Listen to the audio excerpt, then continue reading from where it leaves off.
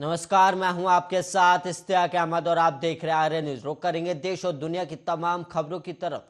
Ukraine में पिछले 5 दिनों से लगातार हमले हो रहे हैं और इस युद्ध में अब तक कई लोगों की जान भी जा चुकी है।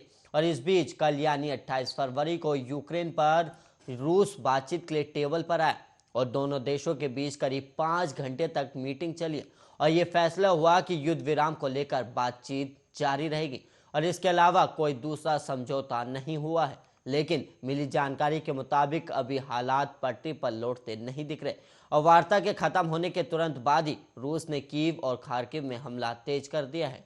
और रूसी डेलीगेशन के चीफ व्लादिमीर मेडेंस्की ने कहा कि बैठक में हमने एजेंडे के हर पहलू पर गौर किया है और कुछ बिंदुओं पर दोनों ने पारस्परिक रुख दिखाया और सबसे महत्वपूर्ण बात यह है कि हम बातचीत की प्रक्रिया को जारी रखने पर सहमत हुए। और यूक्रेन में पिछले 5 दिनों से लगातार हमले हो रहे हैं और इस युद्ध में अब तक कई लोगों की जान भी जा चुकी है। और वहीं आपको बता दें कि 28 फरवरी को यूक्रेन पर रूस बातचीत के लिए टेबल पर तो आए और दोनों देशों में करीब 5 घंटे मीटिंग भी चली है इस और कोई समझौता नहीं हुआ। और वहीं आपको बता दें कि लगातार यूक्रेन पर हमले होते जा रहे और वहीं आपको बता दें कि लगातार आज भी रूस ने यूक्रेन पर भीषण हमला किया है, जहां पर कई सैनिकों के मारे जाने की खबर भी सामने आई। और वहीं आपको बता दें कि डोनबास पर पूर्ण अधिकार मिले और नाटो में शामिल होने पर रूस कोई आपत्ति न जताए। और वहीं दूसरी तरफ रूस चाहता है कि यूक्रेन नाटो का सदस्य ना बने, वह मिन्स्क समझौते को माने और साथ ही डोनबास को पूर्ण स्वायत्तता दे। अगर नाटो का सदस्य बनने पर अमेरिका दबाव बनाता है तो खुद को यूक्रेन को निरपेक्ष देश घोषित कर दे।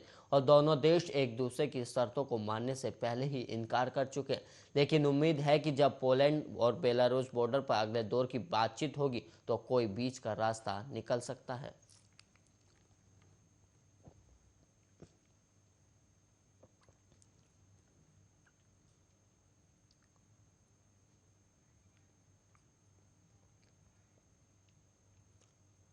और वहीं रूस और यूक्रेन की जंग का आज 6वां दिन है और ये जंग हर बीतते दिन के साथ खतरनाक होती जा रही है। और दोनों देशों में हो रहे युद्ध के बीच रूसी राष्ट्रपति व्लादिमीर पुतिन की ओर से बेहद खतरनाक संकेत सामने आए हैं। दरअसल रूस के राष्ट्रपति पुतिन ने बीते रविवार को देश के परमाणु प्रतिरोधी बलों को विशेष अलर्ट पर रखने का आदेश जारी किया था।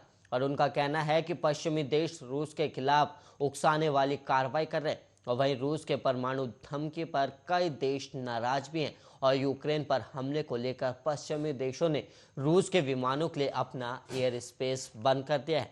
और एक तरफ यूक्रेन में रूसी सैनिक जंग लड़ रहे हैं और दूसरी तरफ अमेरिका और रूस के बीच कूटनीतिक जंग भी लड़ी जा रही। और रूस ने पश्चिमी देशों के बयानों को झूठ का साम्राज्य करार दिया तो वहीं अमेरिका दुनिया के देशों को इकट्ठा कर रूस पर आर्थिक वार कर रहा है। और रूस के हमले से यूक्रेन की हालत कितनी खराब है यह अलग अलग शहरों से आई तस्वीरें भी बता रही। और वहीं पश्चिमी देशों और रूस के बीच कूटनीति की चालें भी चली जा रही। अमेरिका सहयोगी देशों के जरिए रूस के खिलाफ आर्थिक प्रतिबंधों का दायरा भी बढ़ा रहा है।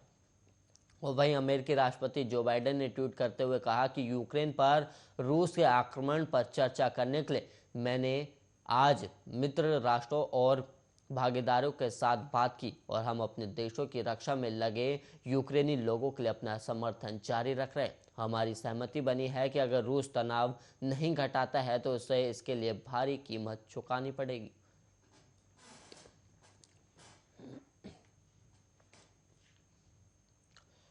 रूस द्वारा यूक्रेन पर हमला करने और लगातार उसके आक्रामक तेवर को लेकर मंगलवार को संयुक्त राष्ट्र सुरक्षा परिषद के 193 सदस्य महासभा के विशेष आपात सत्र की एक बैठक का आयोजन हुआ और ये अब तक की 11वीं आपात बैठक थी।